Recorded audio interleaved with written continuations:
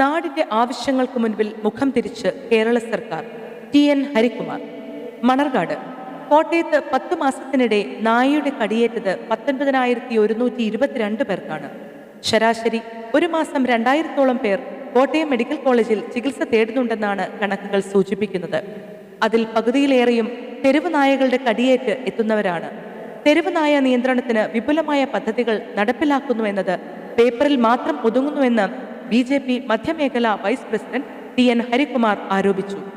നാടിന്റെ ആവശ്യങ്ങൾ പരിഹരിക്കാനല്ല, തീവ്രവാദികളുമായി കൂട്ടുപിടിച്ച് അവരുടെ ആവശ്യങ്ങൾ ചെയ്തു കൊടുക്കാനാണ് കേരള സർക്കാരിന് താൽപ്പര്യമെന്ന് BJP മണർകാട് പഞ്ചായത്തിന്റെ ആഭിമുഖ്യത്തിൽ തെരുവുനായ ശല്യത്തിനെതിരെ സംഘടിപ്പിച്ച പ്രതിഷേധ ധർണ ഉദ്ഘാടനം ചെയ്ത് സംസാരിക്കുകയായിരുന്നു അദ്ദേഹം. പഞ്ചായത്ത് പ്രസിഡന്റ് മനോജ് ഇടപ്പള്ളി അധ്യക്ഷത വഹിച്ചു.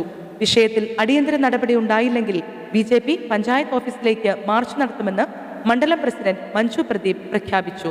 കർഷക മോർച്ച ജില്ലാ secretary R. Sarju, ward member Radha Suresh, SC Morcha ജില്ലാ ഖജാൻജി വിജയകുമാർ, ന്യൂനപക്ഷ മോർച്ച മണ്ഡലം president Santhosh Varghese, panchayat general secretary Sabu Podimattom എന്നിവർ പ്രസംഗിച്ചു.